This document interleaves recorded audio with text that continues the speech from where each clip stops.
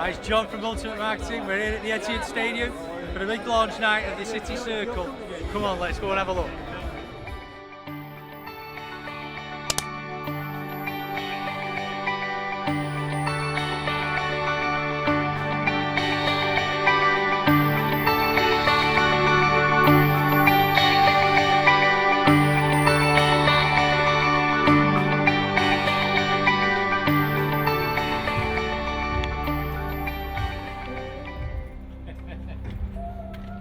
Here we are at the greatest football club in the world.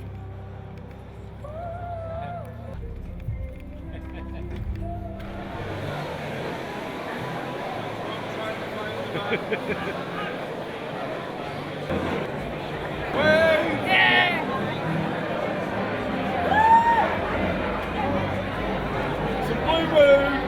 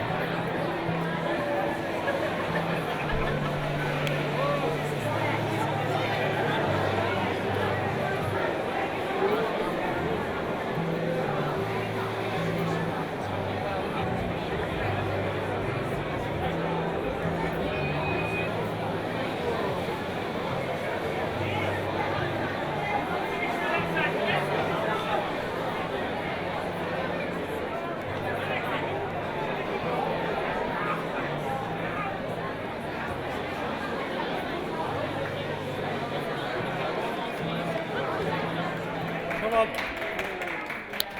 Come on.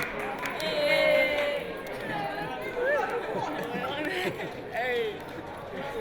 Thank you.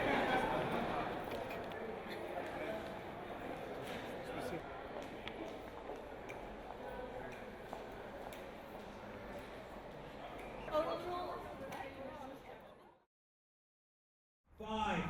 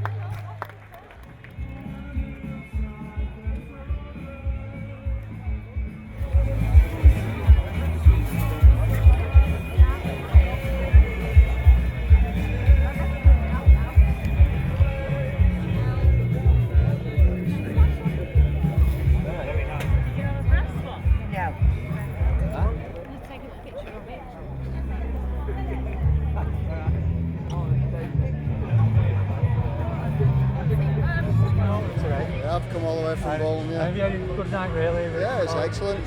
Didn't know quite what to expect, but yeah, enjoyed the event. It's good. It's nice seeing some of the old players. Yeah, it's good. Yeah, they put a show on. It's pretty good. Yeah, it's good. So you've got a plaque there in the circle? Yeah, we have, just with the Benison family name on it, because we're all City fans. Yeah, nothing over sentimental about it, just to get one while we could. Yeah. Right, so it's just got a family name in there. Yeah, just family name and just come on City.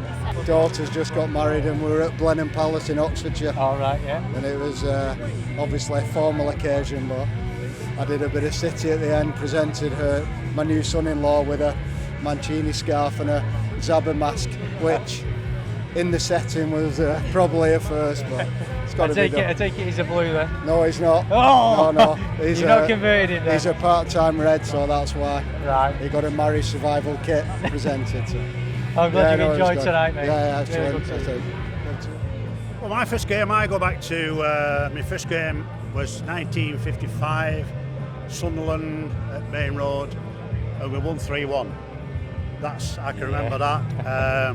I don't remember the scorers, I was only very young. One thing I've never forget, funny enough, is the smell of Bovril. Bovril, I used to get a Bovril at the back and never forgot. I can still smell it now in my nostrils, that smell of Bovril. That's still there on match days, I think. But that's probably because listen, you couldn't beat a Bovril at Main Road. It was, the other thing was when they used to let us on over the white wall at the front, and it was full at the back, and they used to hand you down over their heads. Do you remember that? I do. And then go and sit at the wall at the front, put you over the wall and let you sit over the front of the wall there. That was my very first memory there from then. And we used to go in sometimes and we'd change ends at half time. If you was in the scoreboard end, it cost you threepence, I think, to go through into the side, into the kipbacks. And then for another threepence, I think, you could go through into the Platt Lane. Platt Lane stuff. You know, so it could be behind the goals all the time. If you want to be going further forward, one of my best memories. One thing I've been asked, one question I've been asked, which was the best moment you ever remember, like watching City. To me, I always wanted to go to Wembley to watch City play at Wembley in a cup final. And I think the best, finest moment I ever had was at Villa Park in 1969. I was behind the goal when it was, I think Tommy Booth scored. I think it was Tommy, and we won 1-0 in the very last minute. We'd all been stood there working out how much it was going to cost us to go to the replay. I think it would have been at Burnham Park or something. So, well, it's a semi-final, weren't it? Of course it was.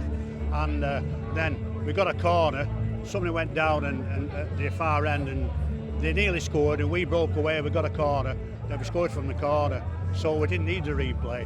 But that was the finest moment I can ever remember, being at one of the best. There's many others, but that was one of my earliest, best moments, because we'd reached Wembley and I always wanted to go there. So that was fantastic. You can come forward lately in the last few years, there's many. But they're the early ones, you know what I mean? They were absolutely fantastic. Go on for I was thinking I was midway out nearly. I think I was midway out the stadium. I was nearly in tears. We're all in tears because it was over. It was our chance of winning something after all that years of falling downwards. When we've gone through Division 1, down and down, and you just feel like you're never going to get back. But then now, 20 years on, the club's amazing now.